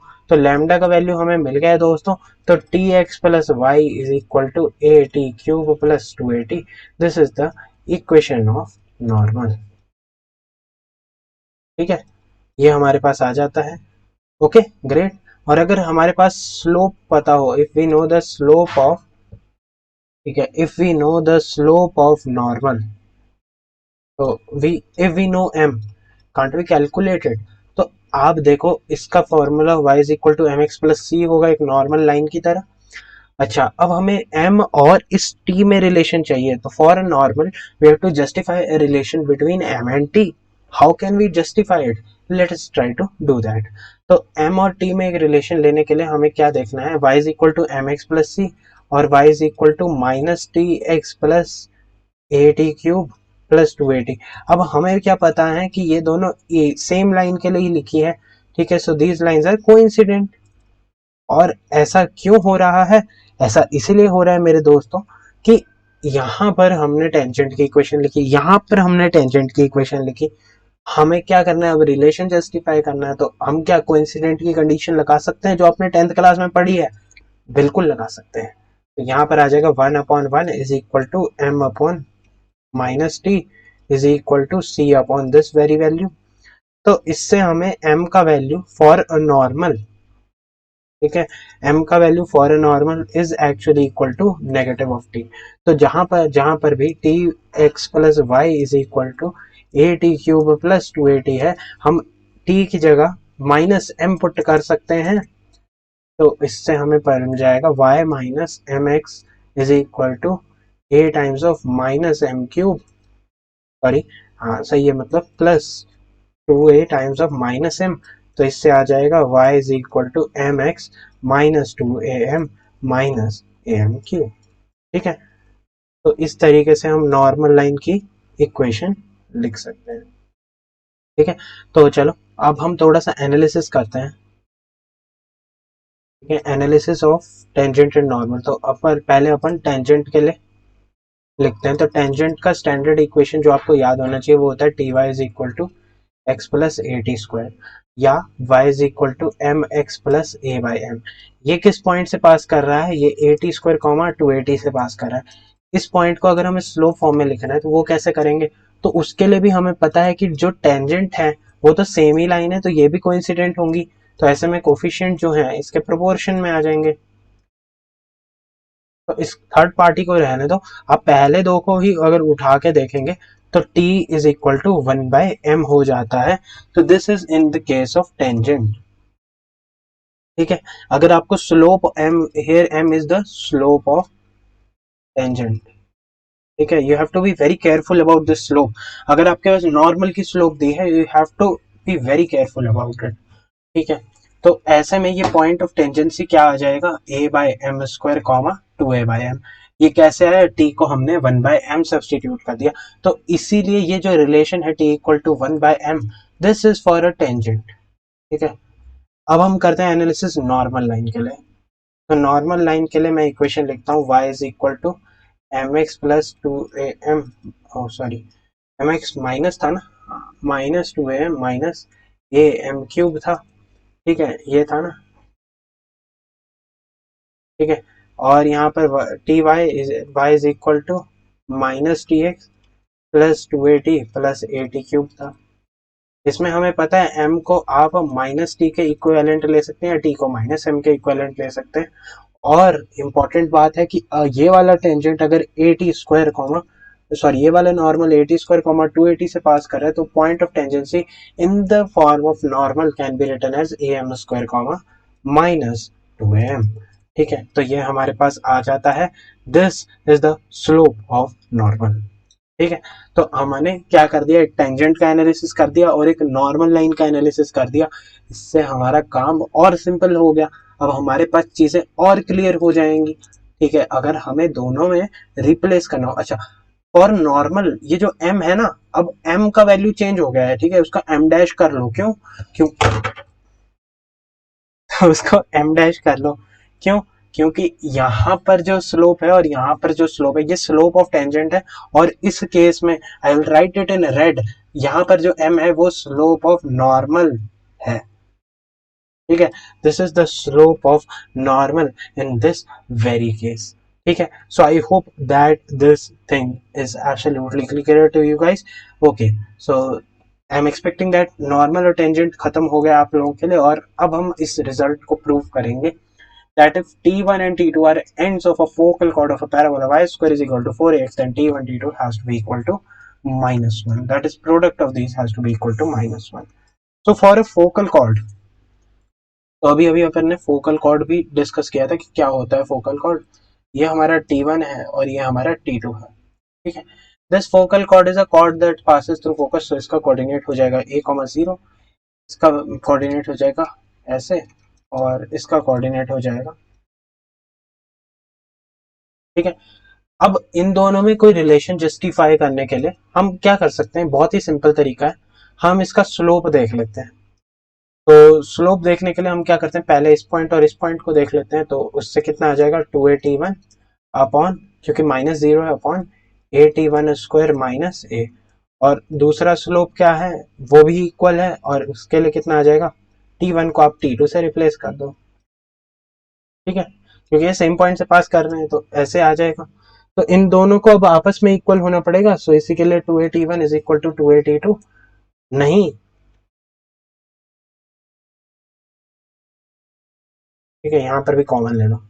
अब क्या हुआ कि ये टू से टू कैंसिल हो गया, तो t1 t2 square minus t1 is equal to t2 t1 square minus t2, ये आ जाएगा। तो इससे कितना बन गया, ये t1 square t2 minus t2 plus t1 का स्क्वायर इज इक्वल टू 0। जब आप इसमें कॉमन लेंगे t1 t2, तो यहाँ पर t1 t2 बचेगा, तो यहाँ बचेगा t1 माइनस t2 और plus 1 times of t1 minus t2, इसका वैल्यू हो जाएगा 0 के बराबर। तो हमारे पास जो फाइनली जो इक्वेशन बना वो बना t1 t2 plus 1 times t1 minus t2 is equal to 0. Now we know that t1 is not equal to t2 because they are opposite ends of the focal chord, ठीक है, they are not same for sure. So this implies that t1 t2 has to be equal to -1 to satisfy. Okay, so I now know, what do I know? I know that my t1 t2 is equal to -1. Once I know it, my task is even simpler. I know when I know one end of focal chord as at square comma 2at, या है ना, ऐसे हम मुझे एक and पता है, can I find the other and of the focal cord, yes it will be a by t square comma minus 2a by t। क्यों, क्योंकि यहाँ पर t है 1, लेट्स से t है यहाँ पर, तो यहाँ पर -1 by t हो जाएगा। So this is a simpler approach that you must understand. So extremities of focal cord can be taken in this format. Okay, great. This is an important result. Make sure that you remember it. This is an important result. I repeat, this is an important result. Okay, so other things are actually very simple, ठीक है, they will follow the way they were actually going on. जैसे pair of tangent है तो ss1 is equal to t square, simple as that. We have been already doing this, so this is too much. I don't know कि हमें ये करना चाहिए कि नहीं। अच्छा, this is important director circle, but before that हम chord of contact के बारे में बात करते हैं, तो that is t equal to 0, तो satisfy यहाँ पर कर रहा है। इससे आगे वाली लाइन है, this is not that important, पढ़ लेना, ट्राई कर लेना प्रूफ के लिए, you can keep it as an exercise for you. If you have doubts you can ask me in the comment section, ठीक है, but this is not that relevant, that's why I'm just rushing through now, ठीक है, this is important that I rush through because it has already been too late that we are discussing very basic things. Okay, director circle, ठीक है, director circle हमने पहले भी discuss किया था, और मैंने कहा था कि इसको इसके नाम से मत याद रखो, आप इसके काम से याद रखो, ठीक है, इंसान को भी अपने नाम से ज्यादा अपने काम से याद रहे तो बहुत सही रहता है, ठीक है। तो first of all, locus of point of intersection of perpendicular tangents, ये जो वर्ड है ना, लोकस और point of intersection of perpendicular tangent, ये आपस में ही आपके दिमाग में आ जाना चाहिए कि ये कहीं ना कहीं डायरेक्टर सर्कल है, ठीक है। तो इसका काम क्या है कि ये परपेंडिकुलर टेंजेंट्स के इंटरसेक्शन का जो मतलब जो भी इंटरसेक्शन हो रहा है, क्योंकि आपके पास किसी भी फिगर में कम से कम ज्यादा एक से ज्यादा टेंजेंट होंगे, तो ऐसा बहुत बार हो सकता है कि वो बहुत सारे जो टेंजेंट्स का आपने क्लब लिए वो परपेंडिकुलर हो, तो आपके पास एक सेट ऑफ पॉइंट्स मिलेगा, और जब आप उस सेट ऑफ पॉइंट्स को एनालाइज करेंगे तो आपके पास एक रिलेशन जस्टिफाई होता है, और उसी रिलेशन को अपन लोकस कहते हैं, ठीक है। relation of a set of points is actually locus, nothing else. Okay, great. So this is what we have. So we have to find the locus of point of intersection of perpendicular tangents, but before that we have to analyze a few more things. First of all, I know that अगर मैं at1 square comma 2at1 से कोई tangent line की equation बनाऊं तो वो कुछ इस तरीके से बनेगी, एंड सिमिलरली अगर मैं 82 स्क्वायर कॉमा 282 से कोई टेंजेंट लाइन का इक्वेशन बनाऊं तो वो इस तरीके से बनेगा, ठीक है। What is this point of intersection? First of all, तो पॉइंट ऑफ इंटरसेक्शन के लिए I know that this equation is t1y is equal to x plus a t1 square, and this second equation will be t2y I'll draw it over here, is equal to x plus a t2 square. When I solve these two equations, first of all क्या करेंगे, x minus कर लो दोनों को, तो y times t1 minus t2 is equal to a times t1 square minus t2 square. तो y का value कितना आ जाएगा, a times of t1 plus t2. Now t1 times a times of t1 plus t2 is equal to x plus a t1 square. तो x का value कितना आ जाएगा, a t1 t2. ठीक है, तो आपके पास ये जो पॉइंट ऑफ इंटरसेक्शन है, this is a t1 t2 comma a t1 plus t2. ठीक है, this is the point of intersection. Now हमारा सेकंड पर्सपेक्टिव क्या है, ये तो हमारा पॉइंट ऑफ इंटरसेक्शन हो गया. अब ये टेंजेंट जो है दे मस्ट बी परपेंडिकुलर, यानी कि ये 90 डिग्री होगा. तो यहाँ पर फिगर में नहीं है 90 डिग्री, बट एक्चुअल में अगर इसको एक वो होना है, इसको अगर डायरेक्टर सर्कल होना है, इसे एक लोकस सेटिस्फाई करना है, तो मेरे पास एक ऐसी कंडीशन आनी चाहिए कि ये दोनों 90 डिग्री एंगल पे हो. तो one of the thing is कि आप स्लोप से इवेलुएट करो. ठीक है, अनदर थिंग जो हमने रिलेशन यूज किया वो यूज कर लो. तो मैं रिलेशन यूज कर लेता हूं. हमें पता है कि t1 is equal to 1 bye m1 और t2 is equal to 1 bye m2. अब मैं m1 m2 को मुझे पता है कि -1 होना पड़ेगा अगर ये परपेंडिकुलर है. तो 1 upon t1 times 1 upon t2, इसका वैल्यू भी -1 होना चाहिए. तो फाइनली जो हमारे पास इक्वेशन आएगा, ठीक है, वो आ जाएगा t1 t2 is equal to -1. तो t1 t2 आ जाएगा माइनस का 1. ठीक है, तो t1 t2 इक्वल टू -1 जो है वो हमारे पास कंडीशन आ जाएगी कि तब ये परपेंडिकुलर होगा. ठीक है, तो t1 t2 -1 आने से ये जो लोकस बनेगा, अब ये लोकस क्या बनेगा, जब ये t1 t2 -1 आएगा, ये परपेंडिकुलर होगा, तो ये हमारे पास डायरेक्ट आ जाएगा इस टाइप के फॉर्मेट में. ठीक है, -a comma a times of t1 plus t2. ठीक है, इससे क्या फायदा हुआ कि यहां पर हमने इसका एक लोकस सेटिस्फाई कर लिया, जिसमें x का वैल्यू होगा -a और y का वैल्यू होगा a times of t1 plus t2. अब ऑफ कोर्स आप किसी कांस्टेंट को किसी दो वेरिएबल्स में एक्सप्रेस करना पसंद नहीं करेंगे, क्योंकि आप इसको एक्सप्रेस ही नहीं कर सकते. This expression is purely dependent on y and is independent of x, because x is always a constant in such an expression. And इससे मुझे पता लगता है कि for this x is always a constant quantity and it is equal to -a. And this is a very beautiful line. This is x plus a equal to 0, which is actually the parabola's own directrix as it is written over here. So parabola का जब भी हमें director circle लिखना है, director circle छोड़ो, locus of point of intersection of perpendicular tangents for a parabola is equal to x plus a is equal to 0. This is the director circle. Now note that director circle, this is not a circle in itself. ठीक है, बहुत सारे लोगों को लगता है कि भैया डायरेक्टर सर्कल एक सर्कल होगा, जबकि वो सर्कल नहीं है. ठीक है, ऐसा जरूरी नहीं है. वो सर्कल बहुत सारी फिगर्स के लिए हो भी सकता है. This depends on the locus that you generate. ठीक है, this depends on the curve that you generate. But director circle is just a notation. Most probably इसीलिए, मतलब मुझे भी नहीं पता है, बट आई थिंक कि जब मैथमेटिशियंस इस थ्योरी को डेवलप कर रहे थे, कोऑर्डिनेट ज्योमेट्री को, then they came across this. First of all, क्योंकि एक सिमेट्री है, सर्कल पहले डिस्कस करेंगे. ठीक है, क्योंकि पृथ्वी गोल है. ठीक है, ऑल्दो सभी को पता नहीं है. ठीक है, but just for an exemption, मतलब मान लो. ठीक है, ज्योग्राफी में मत जाइए. तो अगर हमें पता है कि अगर हम उसे गोल अज्यूम करते हैं, ठीक है, तो मतलब हमारी शुरुआत 0 सर्कल से हुई है. ठीक है, तो जब हमारी शुरुआत ही सर्कल से हुई है, पैराबोला तो कोन में आया ना, एलिप्स कोन में आया, हाइपरबोला कोन में आया, कोन का सेक्शन आया, वो कोनिक सेक्शन इसीलिए बोलते हैं. तो बेसिकली सर्कल में तो दिखा था कि वो सर्कल है, बट पैराबोला के लिए नहीं है, एलिप्स के लिए कुछ और होगा, हाइपरबोला के लिए कुछ और होगा. तो ये नोटेशन जो है ये इनिशियली ही गलत थी, पर उन्होंने कहा कि क्या चेंज करना है इतनी छोटी सी बात के लिए. ठीक है, अब मुझे नहीं पता कि छोटी बात है बड़ी बात है, वो आप लोगों ने डिसाइड करना है. ठीक है, the future of the country has to decide. Even मैं भी फ्यूचर ही हूँ, तो तो ठीक है, मतलब जो भी है, अभी जो थ्योरी है उसके हिसाब से देख लो. डायरेक्टर सर्कल ये है, सर्कल नहीं होता है, बस इस बात का ध्यान रखना. ठीक है, बाय द वे, सर्कल के लिए डायरेक्टर सर्कल √2a टाइम्स उसका, मतलब √2a रेडियस का एक सर्कल होता है. ये आप लोगों को याद होना चाहिए, पिछले वीडियो में बताया है और मैंने अभी रिवाइज करवा दिया.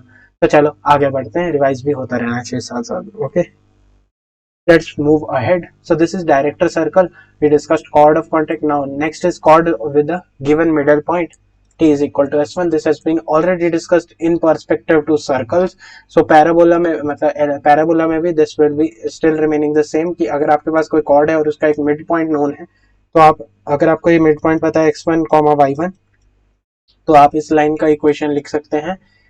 t क्या आ जाएगा, y1 square y1 sorry y1 minus 2a times x minus x plus x1. This is t is equal to s1. What is s1? It is y1 square minus 4a x1. ठीक है, so this equation जब आप इसे solve करेंगे you will get the equation of this chord. Okay, t is equal to s1, that is chord through this given midpoint. Okay, great. अगर आपको midpoint पता है तो आपके लिए chord लिखना is a simple task to do. Great, let's move ahead then. Okay, so this is important, the final part of the theory section of this chapter. So if a normal is drawn through a parabola and it passes through a point h comma k, then what is the value of k? Of course हमें पता है, it is as simple as that. This is the equation of the normal. अब हम h comma k अगर इससे पास करा दें तो हमारे पास आ जाता है k is equal to mh minus am cube minus 2am, or I can say that am cube plus 2am plus minus mh minus hm लिख लो minus plus k, this becomes equal to 0, or am cube plus 2a minus h times of m plus k is equal to 0 आ जाता है। तो इससे हमारे पास एक implication क्या है कि ये एक क्यूबिक इक्वेशन है। First thing that it is a cubic equation, first and foremost. Secondly what we understand from this thing is कि यहाँ पर हमारे पास इसके 3 सॉल्यूशन आएंगे मैक्सिमम, ठीक है, और इसके 3 रूट होंगे। 3 रूट तो होंगे ऑफ कोर्स, चाहे वो रिपीटेड हो या कुछ भी हो। ओके, तो 3 सॉल्यूशन आने का क्या मतलब है कि हमारे पास किसी एक पॉइंट से पैराबोला में कोई भी पॉइंट ले लो, चाहे अंदर हो, बाहर हो, ऊपर हो, नीचे हो, कहीं पे भी हो, उससे मैक्स टू मैक्स हमारे पास 3 नॉर्मल पास कर सकते हैं। जैसे एक नॉर्मल हम इसमें ये बना लेते हैं, एक यहाँ कहीं से आ रहा होगा और एक कहीं इधर से आ रहा होगा। ऑफ कोर्स मतलब जरूरी नहीं है कि 3 पास करें, मैक्सिमम 3 पास करेंगे। जैसे कहीं बाहर है तो यहाँ से एक आ सकता है, यहाँ से एक आ सकता है, तो ऐसे करते करते आपके पास 3 normals maximum pass करेंगे। So it is an important thing to understand that from a point, it is not written anywhere. So this is just an observation that from any point, whether it is on a parabola or not, if one normal passes through this point h comma k, then maximum 3 normals can pass through that point, or I can say that only 3 normals can be concurrent at the same time. There is never a possibility कि यहाँ पर 4 normal concurrent हो जाएंगे। This is not possible, this is not possible, ठीक है, this kind of stuff is not possible. Max to max 3 normals will pass. So this is the first case. The second thing that you must understand from this, ठीक है, the second thing that you must understand is कि यहाँ पर अगर इसके solution है m1, m2 और m3, तो यहाँ पर इसका अगर मैं सम देखूं तो सिग्मा एम आई लिख लेते हैं, that is m1 plus m2 m3, that is minus b upon a. Now what is minus b? It is minus 2 times of a minus h. No, there is no coefficient of m square. Coefficient of m square is a 0, which means that b is a 0, so this becomes equal to 0. So sum of algebraic sum of the slopes of the 3 concurrent या co-normal, ठीक है, तो को normal नहीं, को normals, ये concurrent normals, ठीक है, इनका summation of all the slopes is always equal to 0. This is an important result, ठीक है, this gives us this, and respectively we get other things, but these are not that much important from the perspective of examination. Currently the important points are being mentioned. Now एक और point पता है कि अगर यहाँ पर sigma M आई 0 है, अगर मैं एम आई को ही देखूं, ठीक है, तो मुझे पता है this is some slope of some normal, slope of ith normal. ठीक है, तो अगर मैं स्लोप ऑफ नॉर्मल और टी में एक रिलेशन जज करूं, क्यों? क्योंकि ये नॉर्मल है तो ये कभी ना कभी तो पैराबोला को कट कर रहा होगा, क्योंकि नॉर्मल तो हमने पैराबोला पे ही बनाया ना, तो ये कभी ना कभी तो पैराबोला को कट करेगा। तो पैराबोला को कट करने के लिए जब हम नॉर्मल के लिए बात करेंगे तो हमारे पास एम एन का वैल्यू माइनस टी होगा, तो एम आई हमारा माइनस टी आई आएगा, फिर T I is actually the parameter that is there on the normal on the parabola. So our points on the parabola will be of the format of 8ti square comma 2ati. Okay, great. So this we can replace sigma mi is equal to 0। अगर हम इसको ऐसे देख लें तो m1 plus m2 plus m3 का value है 0, तो हम कह सकते हैं t1 plus t2 plus t3 का वैल्यू भी क्या हो जाएगा 0, क्योंकि माइनस साइन सभी में आएगा, वो कट जाएगा। ठीक है, अच्छा, तो हमारे पॉइंट्स ऑन द पैराबोला हो जाएंगे ये।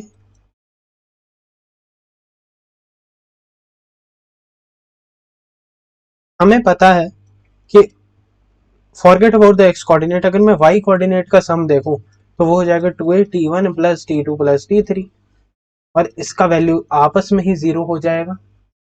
ठीक है, तो इसका मतलब मेरा sum of y coordinates of such three scenarios, such three normals will be 0 when they are intersecting on the parabola. ऐसे में ये 0 आ रहा है, सो उसमें जो सेंट्रॉइड है ऐसे पॉइंट्स का, that is sigma x by 3 comma sigma y by 3, तो वो भी this sigma x by 3 is of course non negative because it is a times of t1 square plus t2 square plus t3 square upon 3। ठीक है, अच्छा, this depends on a actually, but yes, for a positive I know that this term is entirely positive, and once it is entirely positive I am damn sure about it that अगर ये positive है तो मेरे पास direct सा implication आ जाता है कि ये sigma x is non zero, so a non zero quantity comma zero quantity, this means that this will lie on the x axis. Okay, so the coordinate of the centroid is of the three co-normal points is the x-axis. So the algebraic sum of the slopes of three concurrent normals is 0. The ordinates or the y coordinates of the three concurrent co-normal points, these points are co-normal points. Okay, and the centroid of the triangle, since the ordinates are 0, so the centroid must lie on the x-axis. That is it about parabola. Now it is the time to solve some problems. Let us start. So the first question, locus of midpoint of the line segment that is joining the focus of the parabola y square is equal to 4ax. We have a parabola y square is equal to 4ax.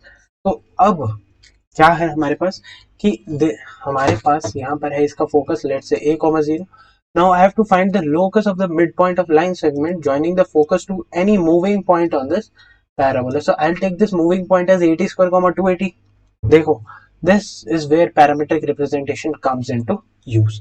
तो यहाँ पर ये आ गया। अब इन दोनों को join करके इस लाइन का अगर हम मिड पॉइंट निकालेंगे तो यहाँ जैसे कहीं आएगा। ठीक है, और इसका कोऑर्डिनेट क्या हो जाएगा, मिड पॉइंट फॉर्मूला लगाओ तो ये आ जाएगा 80, क्यों, 0 plus 280 divide by 2, a plus 80 square divide by 2, सो ये आ जाएगा a by 2 comma t square plus 1। ठीक है, ये आ जाएगा। तो हमारे पास x कोऑर्डिनेट जो है that will be a T square by 2 plus a by 2, और y का वैल्यू आ जाएगा 80। अब हमें क्या करना है, ये हमें लोकस मिल चुका है। ठीक है, लोकस मिल चुका है, हमें x कोऑर्डिनेट चाहिए, हमें y कोऑर्डिनेट चाहिए। तो अब हमें क्या करना है, y और x में पहले रिलेशन बनाना है, उसको एक पैराबोलिक की फॉर्मूले में लिखना है। तो एन इम्पोर्टेंट पॉइंट इज कि आप अभी अभी थोड़ी देर पहले हमने ये वाली बात की थी। ठीक है, इस तरीके का बनाने की कोशिश करते हैं इसे। तो प्लस a बाई 2 है और y का वैल्यू कितना है, a t है। ठीक है, ऐसा करते हैं कि इसको x माइनस a बाई 2 कर देते हैं और इनफैक्ट 2 से मल्टीप्लाई कर देते हैं, तो ये बन जाएगा a t स्क्वायर। ठीक है, और y बन जाएगा 80। अगर y 280 बन जाता तो हमारा काम और सही हो जाता। तो ऐसा करते हैं कि हम क्या करते हैं, 2 से मल्टीप्लाई कर लेते हैं, तो 2y का वैल्यू आ जाता है 280, और 2 times of x minus a by 2 का वैल्यू आ जाता है ए टी स्क्वायर के बराबर। बट इसका कोई बेनिफिट नहीं होगा, तो ऐसे रहने दो, इसको इस तरीके से ना समझ के हम इसे अलग तरीके से करते हैं, ठीक है। वाई हमारा ए टी है, ये हमारे पास एक्स के लिए है। अच्छा, हमारे पास ये वाला टर्म है, this is independent of T, हमें इस टर्म को इंडिपेंडेंट ऑफ टी करना है। तो ऐसा करो, एक साइड इधर भी ए से मल्टीप्लाई कर दो और इधर भी ए से मल्टीप्लाई कर दो, तो ये आ जाएगा 2a times of x minus a by two is equal to a square t square, और ए स्क्वायर टी स्क्वायर को आप वाई स्क्वायर लिख सकते हैं, तो वाई स्क्वायर आ जाएगा 2a times x minus a by two. Now ये जो इक्वेशन है, this is the equation of the required locus, ठीक है। सो ये हमारा रिक्वायर्ड लोकस है। तो अब इसको अगर हम ज्योमेट्रिकली रिप्रेजेंट करें, तो इसको अगर हम लोग अगर इसको ज्योमेट्रिकली रिप्रेजेंट करना चाहते हैं तो चलो करते हैं।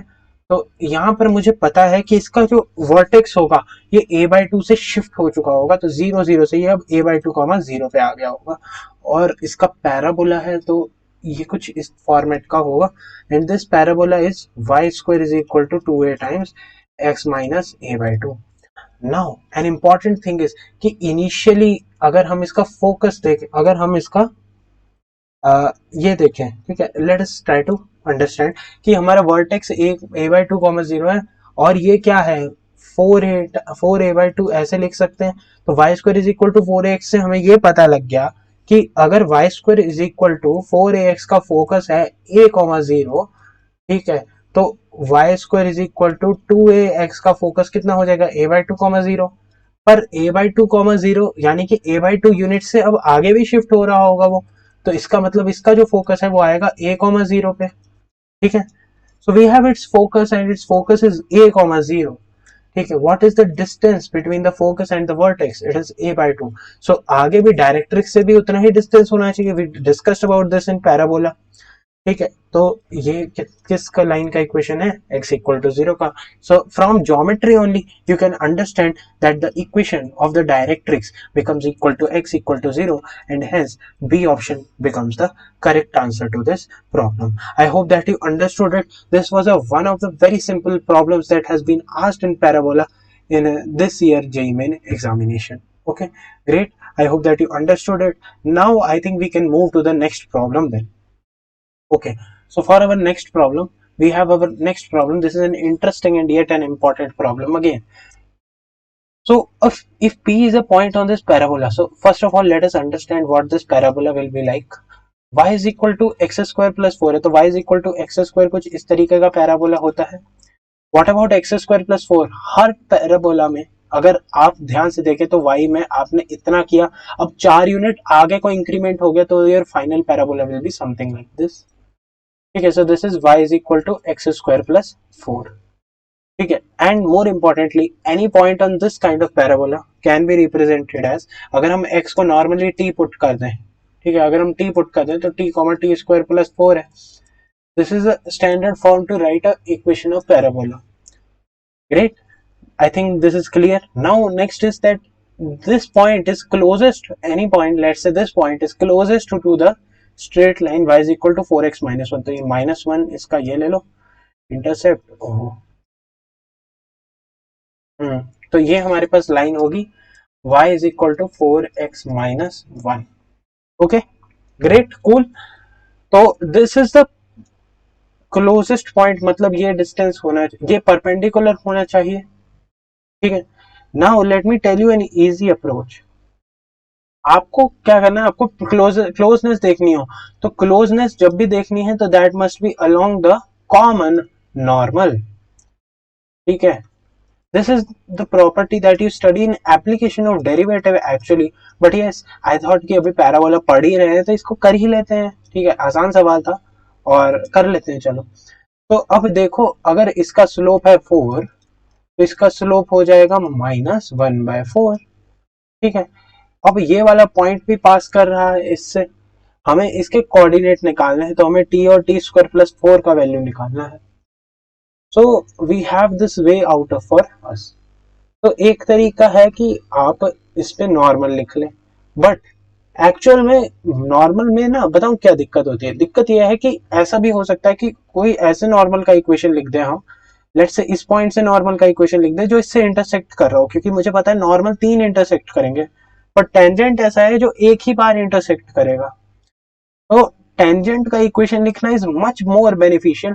तो मैं ऐसा करूंगा कि मैं इस पॉइंट से जाने वाले एक टेंजेंट लाइन की इक्वेशन लिखना पसंद करूंगा, और इस पॉइंट से जाने वाले टेंजेंट का स्लोप मुझे पता है, अगर इसका स्लोप -1/4 है नॉर्मल का, तो टेंजेंट का 4 हो जाएगा। यानी कि ये दो लाइन होंगी, ये जो दो लाइन है ये एक्चुअली पैरेलल होंगी। ठीक है, थोड़ा मतलब कोऑर्डिनेट गलत बना है, but you can understand what I am trying to say. तो इससे हमें पता है कि इसका इस तरीके का होता है, ये होता है हमारा ऐसा करो, इसको एज इट इज लिखते हैं, ठीक है, without y is equal to m x plus c, इस टाइप का होगा कुछ, y is equal to 4x plus c to be more precise. ठीक है, मुझे पता है कि स्लोप ऐसे होगा, इसी के परपेंडिकुलर, इसी के पैरेलल चल रहा होगा। Okay, now this point is closest, तो इसके लिए हमारे पास टेंजेंट का ये इक्वेशन बनना चाहिए। Okay, great, cool, I hope that this is clear. तो अब क्या है हमारे पास, y को आप x² + 4 कर रहे हैं और 4x + c भी कर रहे हैं, और इसका वैल्यू आप x² + 4 के बराबर पुट कर रहे हैं। ठीक है, तो आप इससे क्या c के लिए कंडीशन नहीं लिख सकते क्या, x² - 4x + 4 - c, this must be equal to 0। तो इसका हमारे पास एक सोल्यूशन आना चाहिए, तो इसके लिए डिस्क्रिमिनेंट 0 कर लो, एक तरीका ये है।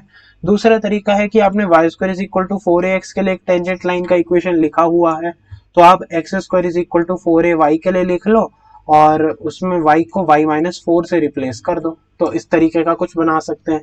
This is the second approach that you can apply. ठीक है, these two approaches are actually the same at the end of the day.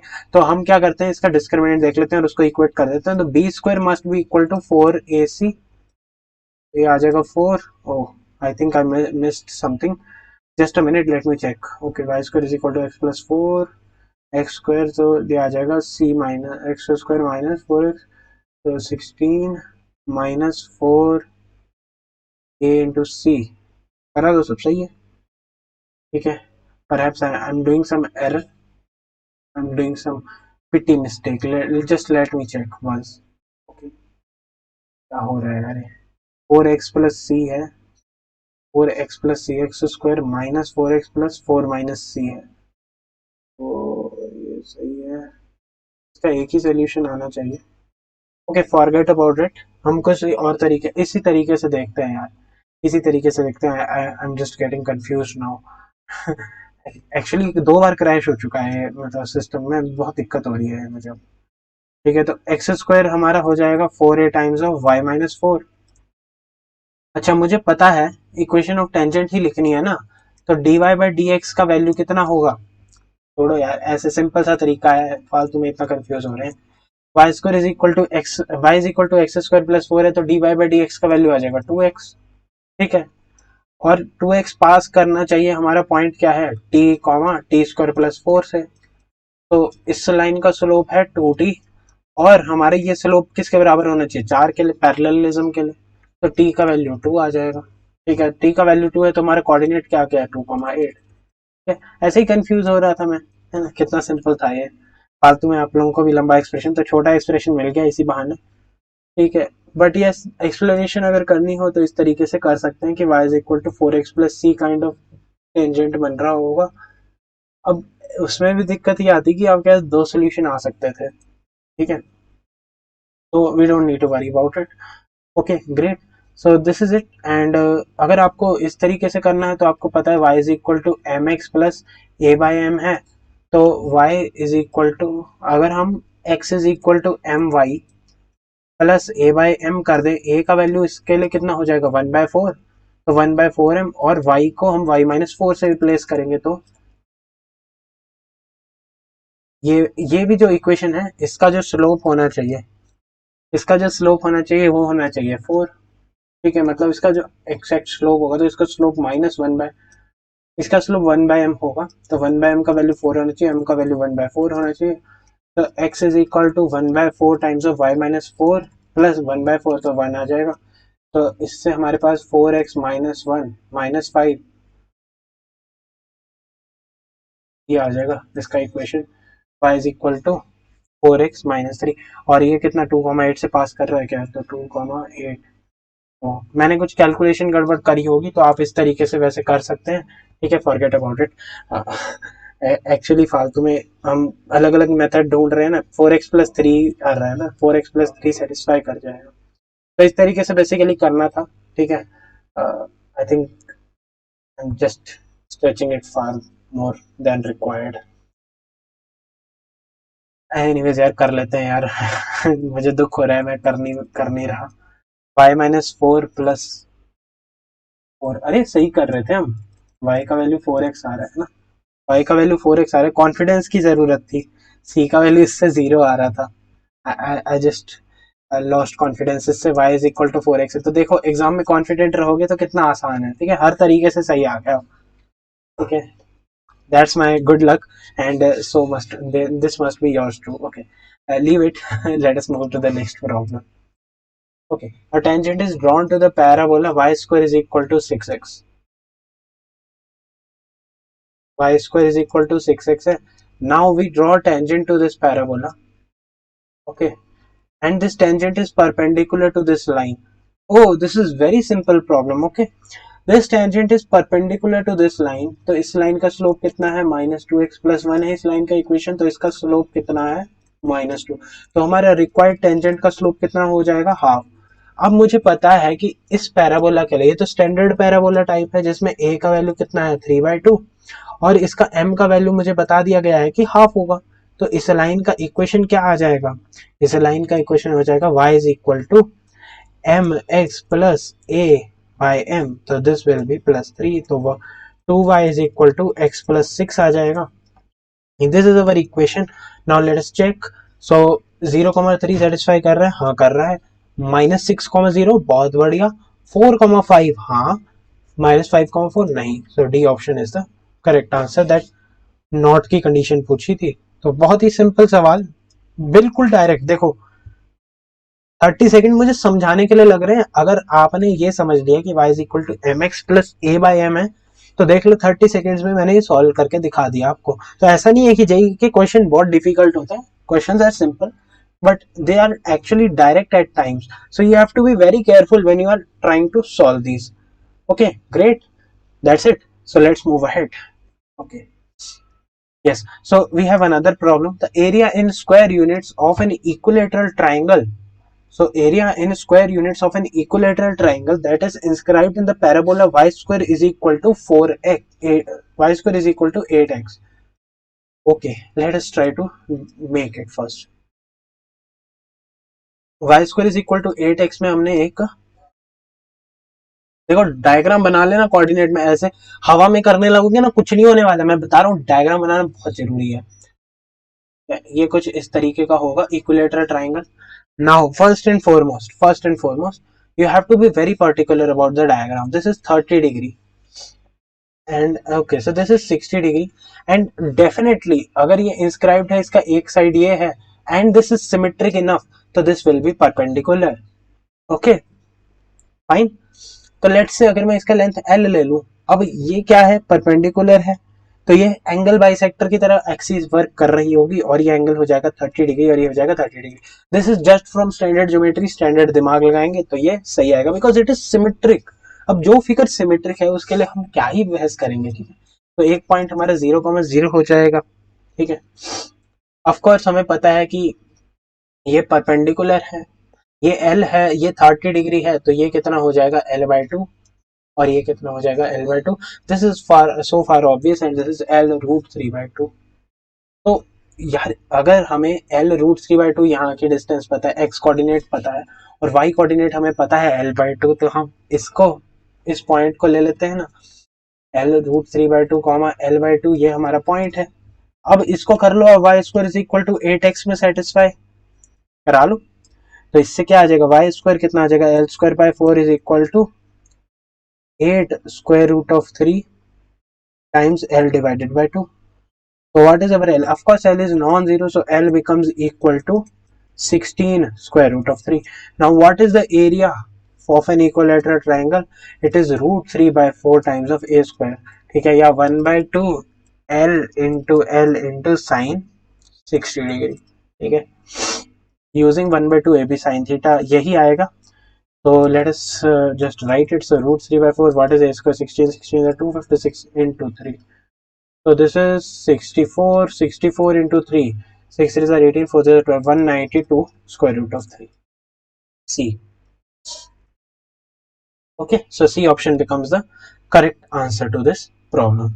Okay, so thank you everyone. I hope that you understood what we studied today. I hope that you enjoyed watching this video. I hope that you understood all the concepts of parabola. Of course, I got stuck at times just because of some mental pressure that is growing because of this laptop, so I'm sorry for that. I don't know what has actually happened to it. I have to just recheck about it. But yes, कल भी video इसी वजह से नहीं आ पाया था because there were some circumstances that made me trouble it. Okay, so leave it. Thank you everyone for watching this video. I hope that you had a great time. Stay safe, stay happy. Jai Hind, study hard, keep going. Thank you and bye bye.